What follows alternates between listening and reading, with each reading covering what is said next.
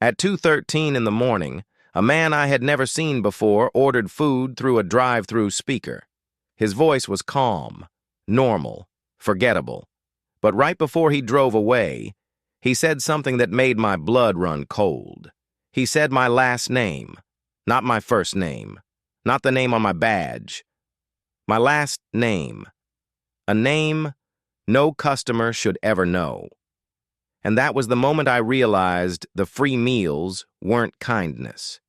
They were proof that I was being watched. My name is Thomas, and for almost 2 years, I worked the night shift at a Burger King just off the highway. It wasn't glamorous. It wasn't temporary like I kept telling myself it was. But it paid rent, and more importantly, it fit my sleep schedule. I've always been a night person. While everyone else struggled to stay awake past midnight, I came alive.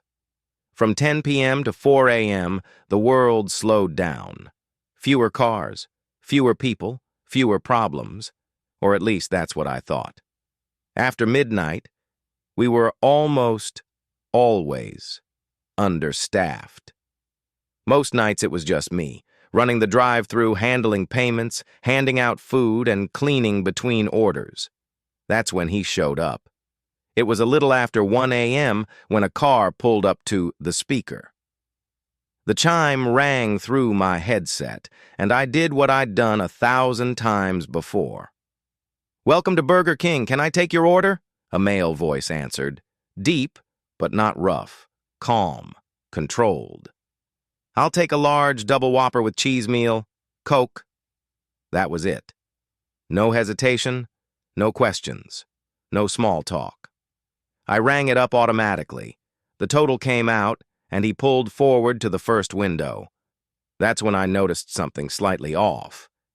When he rolled his window down, it was only by a few inches, just enough to slide his card through. His windows were heavily tinted, and I couldn't see his face at all. Not his eyes, not his expression. Nothing. He didn't say a word as I ran the card. It approved. I handed him the receipt. "Second window," I said. He nodded once, and then he drove away. At first, I thought maybe he misunderstood and thought that was the pickup window. I waited with the bag in my hand for a good 3 or 4 minutes. Nothing. Eventually, I set the food aside. Policy said we couldn't resell it once it sat too long, and my manager wasn't around to care. So yeah, I ate it. People do weird stuff at night. I didn't think much of it. The second time. About a week later, it happened again. Same time. Same car. Same order. Large double Whopper with cheese, Coke. This time, I noticed the pattern. Paid at the first window. Window barely cracked. Card slid through. No face visible. And again. He drove off. Didn't stop for the food. That's when it felt strange. Not alarming, just odd. I remember standing there with the bag in my hand, staring out into the empty drive-through lane, thinking, who does this twice? But once again, the food was paid for. Once again, I ate it. Free food after a long shift has a way of shutting down critical thinking. The third time. The third time was when I knew something wasn't right, because coincidences don't repeat themselves that cleanly. He showed up around 2 a.m., ordered the same meal, paid the same way, and drove off again. That's when it hit me. This wasn't random, this was intentional. Someone was buying me dinner repeatedly and never showing their face. I should have told my manager. I should have reported it. But instead, I shrugged it off. I was broke, tired, hungry, and a free Whopper. Every few nights didn't feel like a threat. It felt like luck. The routine. Over the next few weeks, it became routine. Every 4 or 5 days between 1 and 3 a.m., the same order would come through. Same voice, same car, same silence. I started to expect it. Some nights I'd actually catch myself thinking, wonder if tonight's the night. That thought alone should have scared me, but it didn't. Not yet. The night everything changed. It was around 2 a.m. when I heard his voice again. I was already reaching for the register buttons when he finished the order. I didn't even need to hear it anymore. But then, he said something extra. Something that froze my hands mid-movement. "I hope you've been enjoying those Whoppers, Mr. Hurley." My stomach dropped. Hurley is my last name. It's not on my name tag. It's not printed anywhere visible to customers. It's not something coworkers even use. There was no legitimate way for him to know it. For a few seconds, I didn't say anything. My brain stalled, like it couldn't process what had just happened. Then I started talking. Too fast. Too loud. "Who is this? How do you know my name? Who are you?" I must have asked the same question 4 or 5 times. He didn't answer. I heard his engine rev. And then he was gone. This time, he didn't even stop to pay. I finished my shift on autopilot. I don't remember locking the drive-thru window. I don't remember clocking out. I don't even remember the drive home. All I could hear was his voice replaying in my head. "Mr. Hurley." The streets were empty, streetlights flashing past my windshield like a strobe. Every set of headlights behind me felt like they were following too closely. Every shadow looked wrong. By the time I pulled into my parents' driveway, my hands were shaking. That's when I saw it.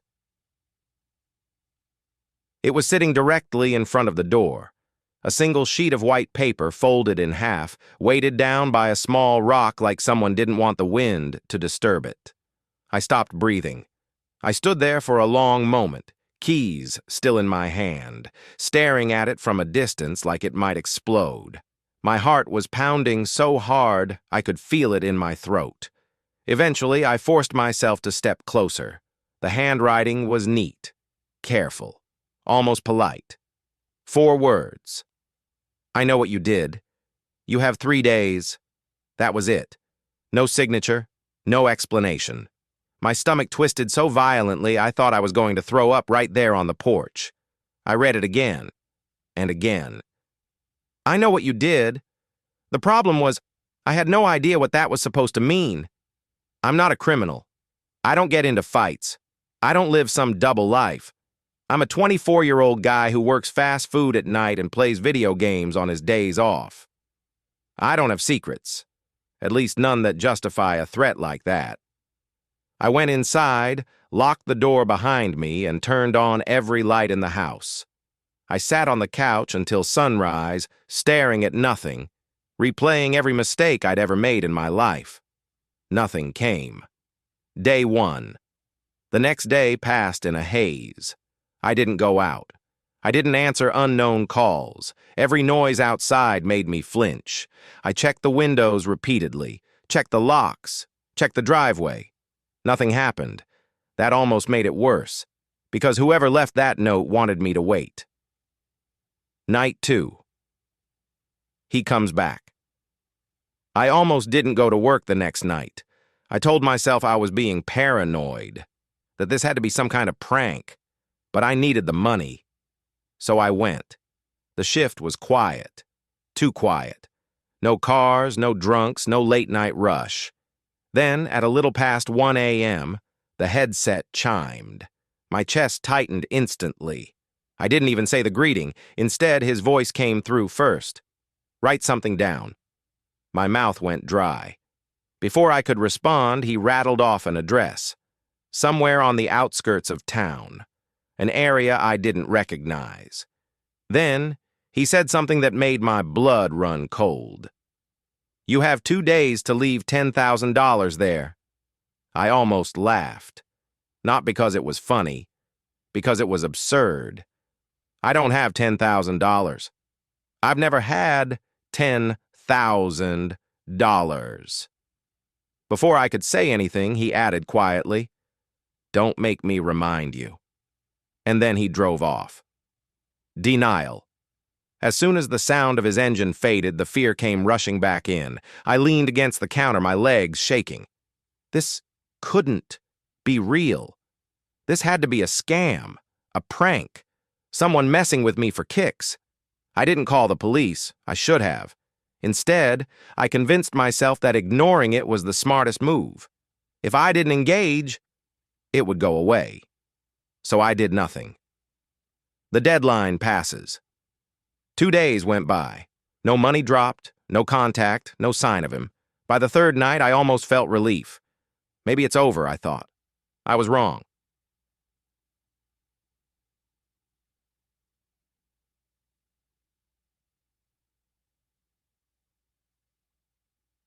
It was just after midnight when it happened. I was sitting in the living room, TV on low, trying to relax when the sound shattered the air. Crash. Glass exploded inward. I hit the floor instantly, my heart hammering, convinced someone was firing shots into the house. When nothing else happened, I slowly got up. The front window was destroyed. Shards of glass littered the floor, and in the middle of it all sat a rock. Just a rock. I ran outside, adrenaline surging, but the street was empty. No footsteps, no engine noise, no one. That's when I finally called the police. The police response. I told them everything. The drive-through orders, the name, the note, the demand, the address. They listened, took notes, nodded. They said they'd check the address. They said they'd patrol the area. They said without footage or a suspect, there wasn't much else they could do. Then they left. That was 3 days ago. Nowhere to run. I called in sick to work, 3 nights in a row. But it didn't make me feel safer. Because he knew where I lived. I can't afford to move. I can't afford to stop working. I feel trapped, like whatever this is. It's just getting started. I've thought about asking them to track the credit card used for the Whopper orders. I don't know if that will lead anywhere. All I know is this. Someone chose me. Someone knows my name. Someone is counting down.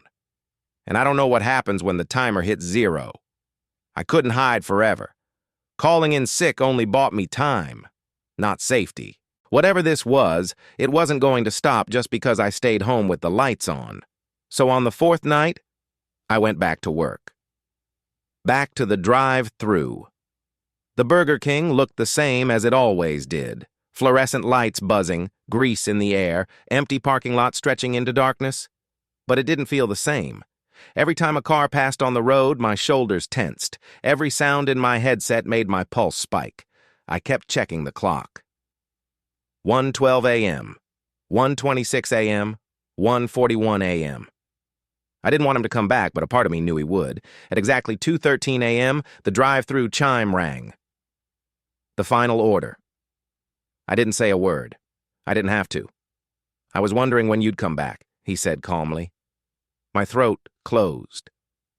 You ignore deadlines, he continued. That's a bad habit. I forced myself to speak. My voice didn't sound like my own. What do you want from me? He was quiet for a moment. Then he said something that made my hands go numb. I want you to remember. I swallowed hard. Remember what? The night on the highway, he said. 2 years ago, the man who needed help. My heart stopped, because suddenly I knew exactly what he was talking about. It was late. Around midnight. I'd been driving home after a long shift. The road was mostly empty, just long stretches of asphalt and darkness. That's when I saw him. A man standing on the shoulder of the road, waving his arms. His car was pulled over, hazards flashing. I slowed down. I remember hesitating, thinking about how dangerous it could be. He looked desperate. I rolled my window down just a crack. Can you call someone? He asked. My phone's dead. I told him I was in a hurry. He begged me not to leave. I drove away anyway. The next day, there was an article. Man found dead on highway after being struck by multiple vehicles. I told myself it wasn't my fault. I told myself someone else would stop. I told myself forgetting was the only way to live with it. Back to the present. I didn't kill him. I said into the speaker, my voice shaking. No, the man replied. You just decided he wasn't worth your time. I felt sick. How do you know about that? I whispered. I was there, he said. The world tilted. I watched you slow down, he continued. I watched you look at him, and I watched you drive away. My hands were trembling so badly I could barely stand. You ruined my life, he said softly, and you don't even remember his face. The reason. That man, he went on, was my brother. The words hit me harder than any threat ever could. You didn't just leave him, the man said. You erased him, like he didn't matter. I tried to speak, but nothing came out. So I wanted you to feel what that's like, he said. Being seen, being known, and knowing something terrible is coming. The final warning. I don't want your money, he said. The drive-through speaker crackled. I wanted your fear. I heard his engine start. You have one chance to do the right thing, he added. Tomorrow night, same road, same place. Then he drove off. The decision. I didn't sleep. I didn't eat. The next night, I drove to that stretch of highway. I pulled over exactly where I remembered seeing the man. I got out of my car and stood there in the dark, headlights cutting through the road. For the first time in 2 years, I didn't look away. I don't know if the man was watching. I don't know what he expected. All I know is that when I left, something felt finished. Epilogue. He never came back to the Burger King.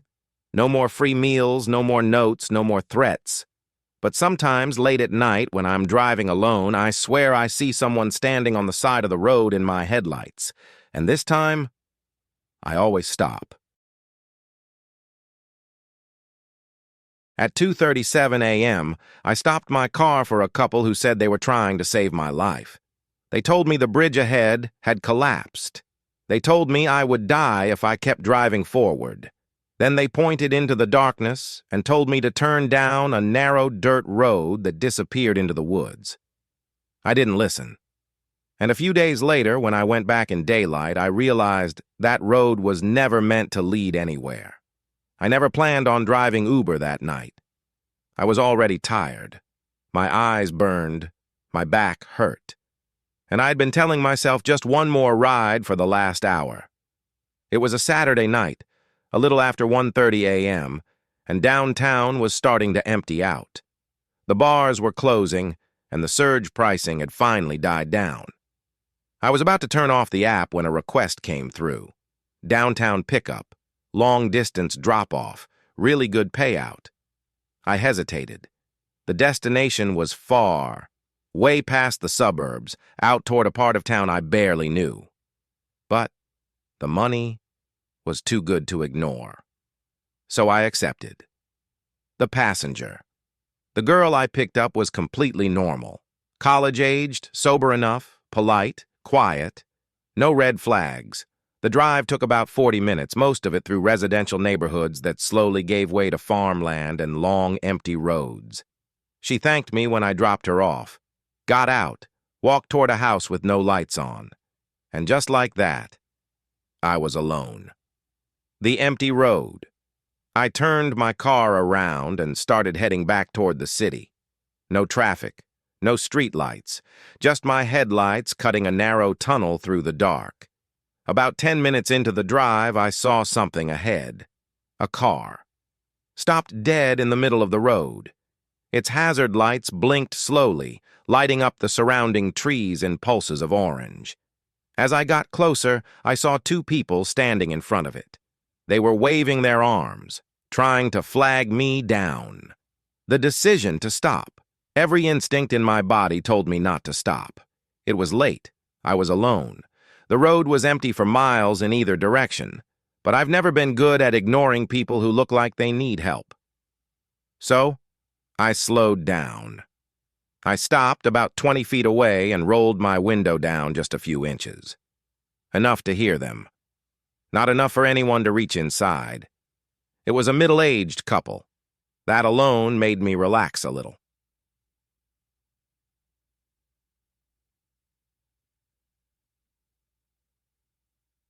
The woman did most of the talking. She spoke fast, like she'd practiced what she was about to say.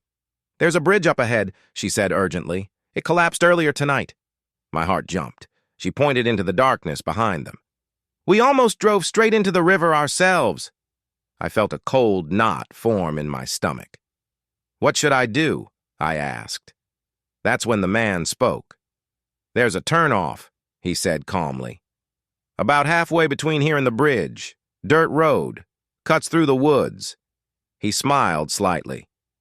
"It'll take longer," he added, "but you'll make it home." Something was wrong. I thanked them. I started driving, but as soon as I passed them, something felt off. Their story made sense. Their tone didn't. They didn't look shaken. They didn't look relieved to have stopped someone. They looked like they were waiting to see what I would do. The turnoff. About a mile down the road, I saw it. A narrow dirt path branching off into the trees. No lights, no sign. Barely wide enough for one car. It disappeared into the forest like a mouth opening. I slowed down. Then I kept driving. A few minutes later, I reached the bridge. It wasn't collapsed. Not cracked, not damaged, not even blocked. I drove across it without issue and reached the main highway shortly after. The uneasy feeling. Nothing bad happened. But I didn't sleep that night. I kept thinking about that dirt road, about the way they looked at me, and I couldn't stop wondering what would have happened if I had listened. I tried to forget about it. For a few days, I told myself it was just one of those weird, late-night encounters that stick in your head because you're tired and alone. But the feeling didn't fade. If anything, it got stronger. The need to know. Every time I closed my eyes, I pictured that dirt road. The way it vanished into the trees. The way the couple watched me drive away. I kept thinking about how calm they were while talking about a collapsed bridge. If they'd nearly driven into a river, wouldn't they have been shaken? Angry? At least emotional? Instead, they looked rehearsed. After 3 days of replaying it in my head, curiosity won. I decided to go back. Daylight lies. It was the middle of the afternoon when I drove out there again. Broad daylight. Clear skies. Everything looked less threatening now, which made me feel slightly ridiculous for being nervous. I followed the same route I had that night. Same turns. Same long stretch of road. The couple wasn't there, of course they weren't. When I reached the spot where they'd flagged me down, there was no sign anyone had ever stopped there. No tire marks, no debris. Then I saw the turnoff. The sign. Something was different. At the entrance of the dirt road, nailed to a tree, was a sign. Dead end. My stomach dropped.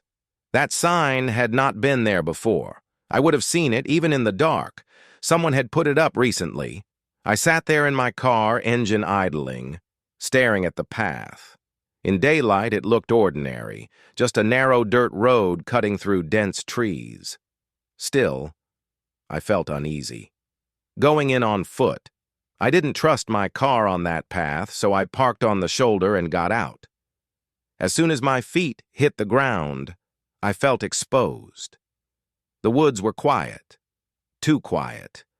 No birds. No wind, no movement.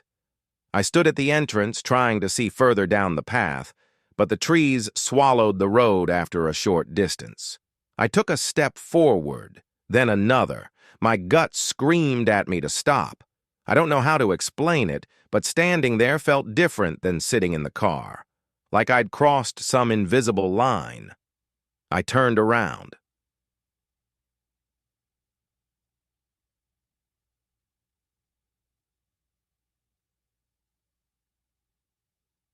It came from deep in the woods, a woman's scream, raw, terrified, close enough to be real. Every hair on my body stood on end. I didn't wait to confirm it. I ran. I sprinted back to my car, slammed the door, and peeled out onto the road without looking back.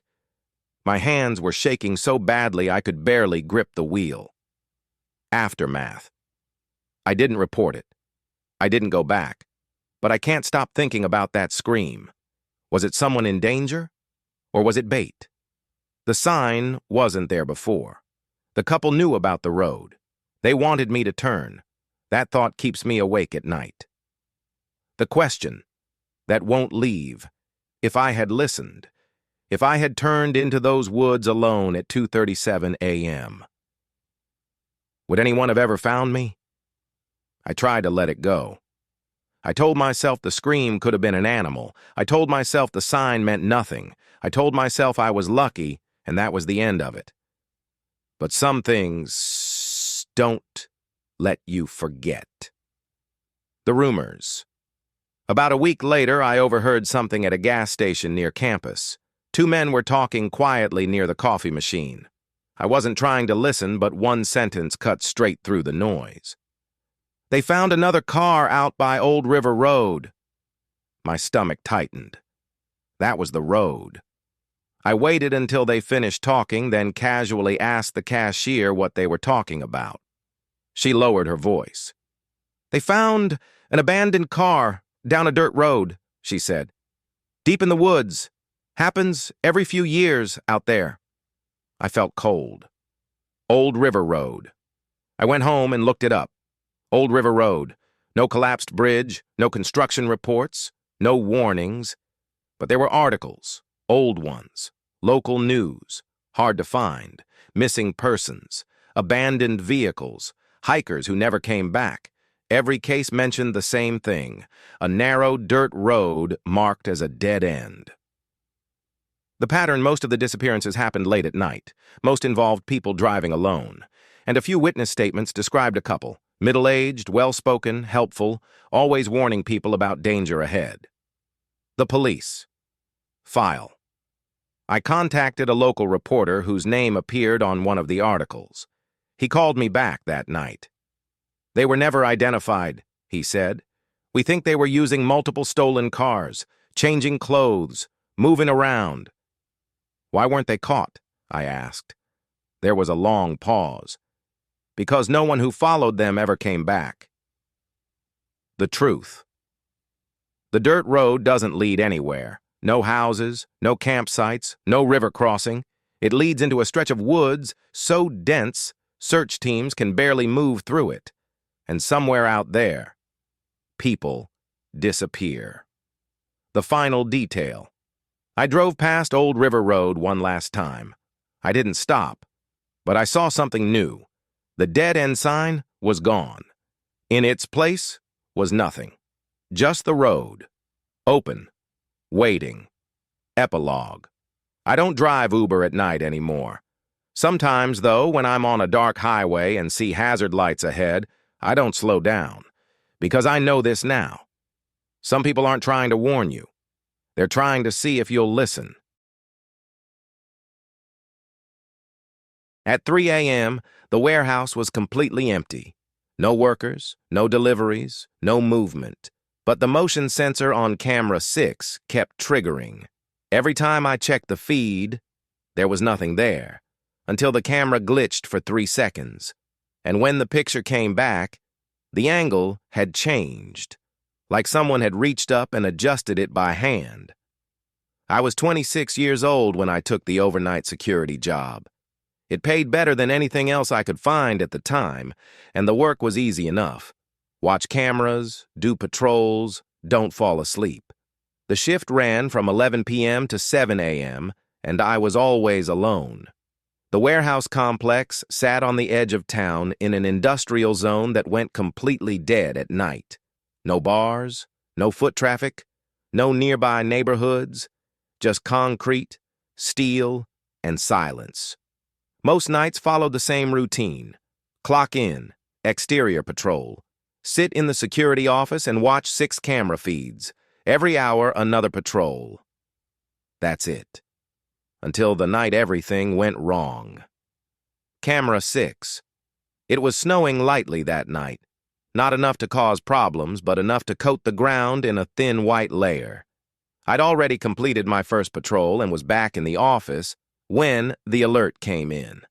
Motion detected. Loading dock. Camera 6. That wasn't unusual. Wind, animals, drifting snow. It happened all the time. I pulled up the feed. Empty dock. Snow falling through the floodlights. Nothing there. 10 minutes later, another alert. Same camera. Still nothing. By 2:30 a.m., camera 6 had triggered 6 times. No other camera had gone off. What bothered me wasn't the alerts. It was where the motion always appeared. Right at the edge of the frame. Like something was stepping just out of view. The exterior check at 3 a.m., I grabbed my flashlight and went outside. The complex was dead silent. Snow crunched under my boots as I walked the length of the loading dock. All bay doors locked. No footprints but mine. No sign of forced entry. I stood there longer than necessary, scanning the shadows. Nothing. I went back inside, telling myself I was overthinking it. The sound. About 20 minutes later, I heard it. A loud metallic scraping sound. It echoed through the building, like something heavy being dragged across concrete. It came from inside the warehouse. I froze. Then I checked the cameras. Aisle 1, empty. Aisle 2, empty. Aisle 3, empty. Aisle 4, empty. Aisle 5, empty. Then camera 6. The screen went black. 3 seconds of static. Then the feed came back, and my stomach dropped. The camera angle was different, only slightly, but enough to be unmistakable. Someone had moved it. I stared at the monitor longer than I should have. The camera hadn't just glitched, it had been touched. That meant someone was inside the warehouse, and if they were inside, they'd already passed through at least one locked door. No backup. I picked up the radio and called my supervisor. No answer. Straight to voicemail. I considered calling the police, but protocol said I had to visually confirm a threat first. If it was a malfunction, I'd be wasting their time. That's what I told myself. The truth was, I didn't want to admit how scared I already was. I grabbed my flashlight. Entering the warehouse. The interior door groaned as I opened it. The warehouse was massive, nearly 80,000 square feet of shelving and concrete. At night, the overhead lights were dimmed, casting everything in a dull yellow glow that barely reached the tops of the shelves. Every sound felt amplified. My footsteps echoed. My breathing sounded too loud. I moved slowly down the main aisle, sweeping my flashlight left and right. Nothing. Then I heard it. Footsteps. Coming from somewhere to my left. 2, 3 aisles over. The mirroring. I stopped. The footsteps stopped. My pulse hammered in my ears. I waited. Nothing. I took another step. So did whoever or whatever was out there. The sound wasn't rushed. It was deliberate. Like they were matching my pace. I tightened my grip on the flashlight and radio. Calling out. I couldn't take the silence. "Security!" I called out, forcing my voice to stay steady. "If you're in here, identify yourself." No response. I waited. Nothing. I continued the patrol, checking aisle after aisle. Every corner felt like it was hiding something, but I never saw anyone. That was the worst part, because I knew, without a doubt, I wasn't alone. The final aisle. I reached the far end of the warehouse. This was where camera 6 was mounted. I looked up. The camera was angled downward, directly at the aisle entrance, pointed at me. My skin crawled. Getting out, I didn't finish the patrol. I turned around and walked back toward the office without looking behind me. I didn't hear footsteps this time. That somehow felt worse. Back in the office, I locked the door behind me and sat down, hands shaking. I kept watching the cameras until my shift ended. Nothing else happened. No alerts, no sounds, no movement.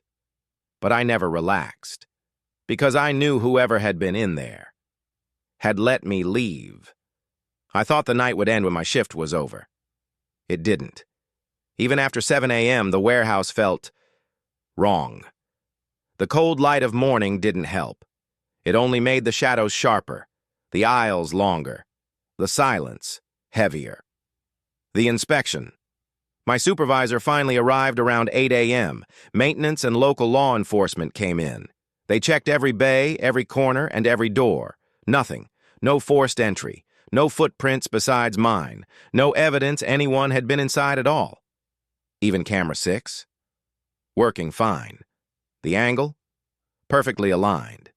They told me it was probably a glitch, but I knew better. The flashback. I replayed the camera feeds in my mind. 3 seconds of static. 3 seconds where the feed went black. Then the angle had shifted. Someone, or something, had been watching me. It wasn't a random intruder. It was deliberate, intelligent, waiting. The following. After that night, I couldn't go back. I quit the job. I avoided warehouses. I avoided industrial zones. I avoided anything that reminded me of those yellowish lights and endless shelves. But sometimes, in my dreams, I'm back in the warehouse, walking the aisles. I hear the footsteps. They always stop when I stop. They always move when I move. And I know the thing I saw or didn't see was still there, still waiting. The lesson. Not everything that triggers a motion sensor is alive. But not everything that's alive triggers a motion sensor either. Sometimes the cameras lie. Sometimes the warehouse lies. Sometimes you're the one being watched, and the one that escapes is only allowed to leave for now. I was working the overnight shift at a 24-hour gym. It was quiet, empty, normal, until I noticed him. A man on a treadmill, running faster than any human should. No shoes, no pause. Blood dripping from his feet with every step, and he wasn't breathing. He just stared at me. I was 19, working my gap year before college. The gym was 24/7, accessible by key card. Only a few employees worked overnight, so often I was alone. Most nights were boring. Watch the cameras, do light cleaning. Occasionally, check in on members. The neighborhood wasn't great, but regulars were friendly. Until that one night. The treadmill. It was around 2 a.m.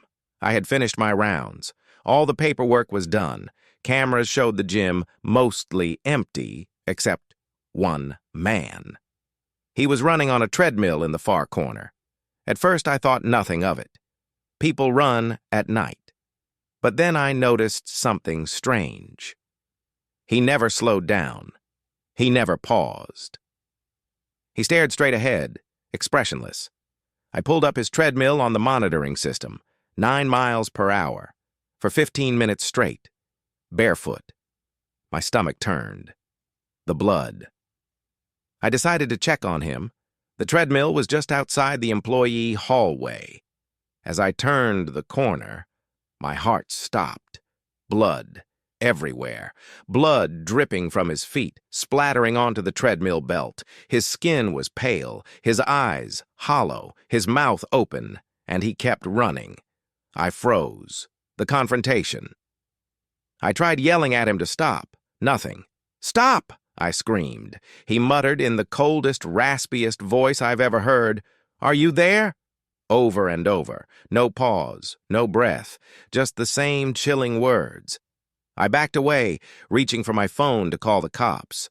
When I looked back, he was no longer on the treadmill. I couldn't believe what I had just seen. The man was gone from the treadmill, but not gone from the building.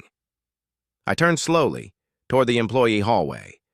There he was, standing 6 feet from the office door, motionless, silent, except his stare. That same cold, unblinking stare. I moved quickly, slamming the door behind me and hitting the lock. Almost immediately, the doorknob rattled. Hard, fast, desperate. I grabbed the radio. My hands shook so badly I almost dropped it. 911, I whispered into the phone. There's someone inside the gym. They're not human. Of course, the dispatcher sounded calm. Police are 5 minutes away. Stay inside. Lock the doors. I did exactly that. The screams. Then the screaming started. Not words, not anything human. A deep, primal, guttural scream that shook the walls. It came from the hallway. The doorknob rattled again. And then, silence. I dared to peek at the camera. He was gone. No sign of him anywhere in the building. Police arrival. 5 minutes later, though it felt like hours, police arrived. They searched the entire gym. Every room, every hallway, every bathroom. Nothing. No one. No evidence of forced entry. No footprints besides mine. They asked me to describe him. I tried. I told them about the treadmill, the blood, the stare. They didn't believe me. I didn't care. I knew what I had seen. The aftermath. I quit the gym the next day. I haven't been inside since. Sometimes, though, when I close my eyes, I see him. Running. Barefoot. Blood dripping. And I hear him whispering, "Are you there?" I thought the worst was over once the police left. They didn't find anyone. They didn't see the blood. They didn't hear the scream. But I did. And that was enough. The sudden silence. After locking the door, the hallway went quiet. Too quiet. I waited, holding my flashlight like a weapon. Then, without warning, a scream. Not a normal scream, not even human, a sound that could freeze your blood. It echoed off the walls, rattling my teeth. The doorknob shook violently, and then it stopped. The vanishing. I checked the cameras again. Nothing. Every hallway, every room, empty. No sign of him, no footprints, no sound. Nothing. The aftermath. I left the gym that night, never looking back. I quit the job. I've avoided gyms, warehouses, and late-night shifts ever since. But sometimes, in my dreams, I see the treadmill running. I hear the rhythm of his feet hitting the belt, blood dripping, spattering, echoing, and that raspy voice repeating endlessly, "Are you there?" The lesson. Some people, or things, don't need doors to enter. Some things don't stop, don't breathe, and don't rest. And sometimes, you're the only one who survives to remember.